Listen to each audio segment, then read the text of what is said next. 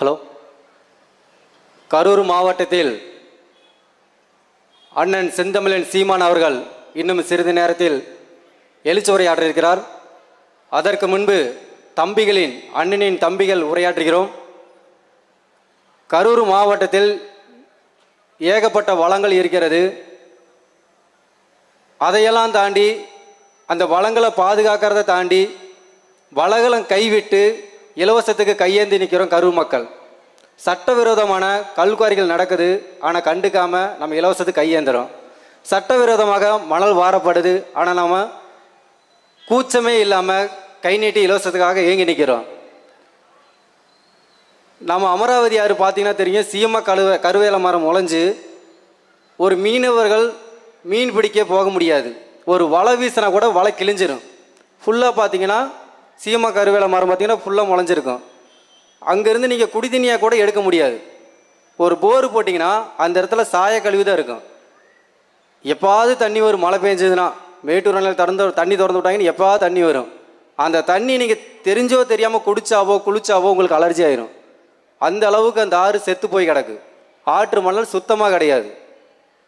இதெல்லாம் நம்ம இலவசம் வாங்கி போட்ட நம்ம செஞ்சது தான். இதெல்லாமே வந்து நம்மளுடைய அர்ப்பணிப்பு தான். இதெல்லாமே கரூர் மாவட்டம் அவ்வளோ ஒரு செழிப்பான விவசாயம் நிறைஞ்ச ஒரு மாவட்டம்.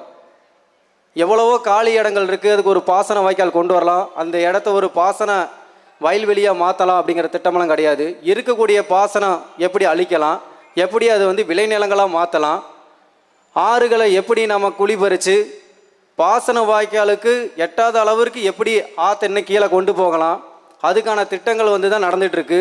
ஒவ்வொரு முறையும் பாருங்கள், ஆற்றுல இப்போ நம்ம ஆடி 18க்கு நம்ம கரூரில் எல்லாம் குளிக்க போவோம். நம்ம சதாசரம் கோயில் நெரூர் சைடு வாங்கல் சைடெல்லாம் போகுவோம். அந்த பகுதியில் பார்த்திங்கன்னா ஒரு பதாகை இருக்கும், ஆழமான பகுதி, இங்கே குளிக்காதீர்கள், தடை செய்யப்பட்ட பகுதி அப்படின்னு சொல்லி போட்டிருப்பாங்க. அதுக்கு என்ன அர்த்தம் தெரியுங்களா? ஆறு எப்படி 50 அடி உள்வாங்கும், ஆறு எப்படி 80 அடி உள்வாங்கும்? யாருக்கா ஞாபகம் இருக்குது? ஏதாவது ஒரு ஆறு எப்படி அந்த இடத்துல இருக்குங்க, எதை யோசிச்சு பாருங்க. அப்போ எல்லாம் மணல் வாரப்பட்ட இடம், தப்பி தவிர இறங்கினா உயிர் போயிடும். இதில் நமக்கு இதுக்கு சம்மந்தம் இருக்கா அப்படின்னா, அன்றாட நம்ம குடிநீர் குடிக்கிறோம். நம்ம மட்டும் கிடையாது, உலகத்தில் இருக்கிற அனைத்து உயிர்களுக்குமான ஆதாரமாக குடிநீர் இருக்குது. அப்போ அந்த நதி நீரை நம்ம எந்த அளவுக்கு பாதுகாக்கணும் கரூர் மக்கள் அப்படிங்கிறத யோசிச்சு பார்க்கணும். மேற்க சைடு பார்த்தீங்கன்னா, நம்ம தென்னையிலே அந்த சைடு பார்த்தீங்கன்னா வந்து மணல் இது கல்குவாரிக்கு பார்த்தீங்கன்னா அன்லிமிட்டடாக பர்மிட்டே இல்லாமல் ஓடிட்டுருக்கு. இப்போ அது பார்த்தீங்கன்னா அதுவுமே ஒரு லிமிட்டு தான் வாரணும். அதுவுமே பார்த்தீங்கன்னா அன்லிமிட்டடாக எடுத்துகிட்டு இருக்கிறாங்க. வளங்கள் சுரண்டல். எதுக்கடா எடுக்கிறீங்கன்னு கேட்டால், இலவசம் கொடுக்கணும், மகளிருக்கு இலவச பேருந்து கொடுக்கணும், மகளிர் ஊக்கத்தொகை 1000 ரூபாய்.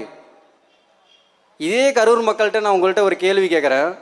நாளை வரக்கூடிய தலைமுறைக்கு இந்த இலவச பொருளை கொடுத்து அவங்க பசியை தீர்த்துக்க போகிறாங்களா, இல்லை அவங்களோட குடிக்கக்கூடிய தண்ணியை தீர்த்துக்க போகிறாங்களா? இன்றைக்கி நாம் ஆற்றுல குளிச்சிருப்போம், மலைகளை பார்த்து ரசிச்சிருப்போம். நாளைக்கு நம்ம தலைமுறை பிள்ளைகள் பாட புத்தகங்களை பார்த்துக்கணும், இதுதான் ஆறு, இதுதான் மலை அப்படிங்கிற ஒரு நிலைப்பாட்டை நம்ம கொண்டு போயிட்டுருக்கிறோம். உண்மையாலுமே கரூர் மக்கள் அவ்வளோ ஒரு படித்த மக்கள், நல்லா சிந்திக்கக்கூடிய மக்கள். ஆனால் வந்து நம்ம இலவசத்துக்கு கையேந்துறோம் அப்படிங்கிறது ரொம்ப வேதனையாக இருக்குது. இந்த சூழ்நிலை மாறணும். நாம் தமிழர் கட்சி இலவசத்தை இன்னும் வரை 16 ஆண்டுகள் அரசியலில் இதுவரைக்கும் இலவசத்தை அறிவிக்காத ஒரு கட்சினா நாம் தமிழர் கட்சி மட்டும்தான். தற்சார்பு பொருளாதாரம், சந்தை பொருளாதாரத்தில் கையில் எடுக்காமல் தற்சார்பு பொருளாதாரத்தை இந்தியாவிலேயே கையில் எடுத்த ஒரே கட்சி நாம் தமிழர் கட்சி மட்டும்தான். தற்சார்பு பொருளாதாரத்தில் தான் அந்த நாட்டின் வளங்கள் பாதுகாக்கப்பட முடியும். நீங்கள் சந்தை பொருளாதாரத்தை உள்ளே கொண்டு வந்தீங்கன்னா அந்நிய முதலாளிகள் உள்ளே வந்து உங்கள் வளங்களை சூறையாடுவாங்க. அவங்களுடைய ஃபேக்ட்ரிக்கு தேவையான தாது பொருட்கள், நீர், அது பார்த்திங்கன்னா ஒரு கணக்கு இருக்காது, எல்லாத்தையும் எடுத்து எக்ஸ்போர்ட் பண்ணிடுவாங்க.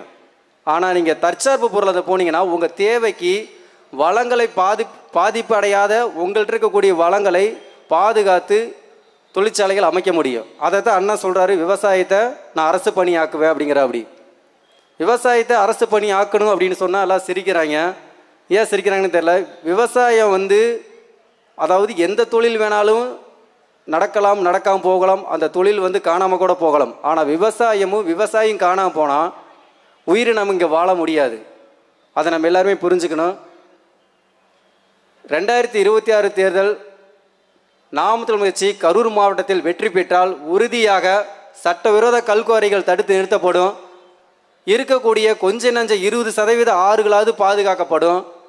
இல்லை இந்த முறை நம்ம இலவசத்து கையேந்தி இந்த திராவிட இரு கட்சிகளுக்கு தான் நம்ம ஓட்டு போடுவோன்னா இருக்கக்கூடிய 20% வளங்களை நம்ம இழந்து வீதியில் தான் நிற்கணும். இந்த நிலை மாறணும். அடுத்த தலைமுறைகளை கொஞ்சம் யோசிச்சு பாருங்கள். இலவசத்தை நம்ம அவங்கள்ட்ட கொடுக்க போகிறோமா, இயற்கை வளங்களை கொடுக்க போகிறோமா அப்படிங்கிறத யோசித்து எனது தமிழ் சொந்த கரூர் மக்கள் அனைவரும் சிந்தித்து வாக்கு செலுத்த வேண்டும். கரூர் சட்டமன்ற தொகுதியின் நேர்மையான வேட்பாளர் மருத்துவர் ரே கருப்பையா அவர்கள் போட்டியிடுகிறார். அவர் இதற்கு முன்பும் சட்டமன்ற தொகுதியில் போட்டியிட்டார். பெருவாரியான வாக்குகள் வித்தியாசத்தில் ஓரளவுக்கு வாக்குகளை பெற்றார். இந்த முறை அவர் உறுதியாக வெற்றி பெற வேண்டும். கரூர் சட்டமன்ற தொகுதியில் நாம் எதற்கு அவரை வெற்றி பெற செய்கிறோமோ இல்லையோ வளங்களை பாதுகாக்க உறுதியாக நாம் அவருக்கு வாக்கு செலுத்த வேண்டும். கரூர் மக்கள், இதை நான் உங்களிடம் கோரிக்கை வைக்கிறேன்.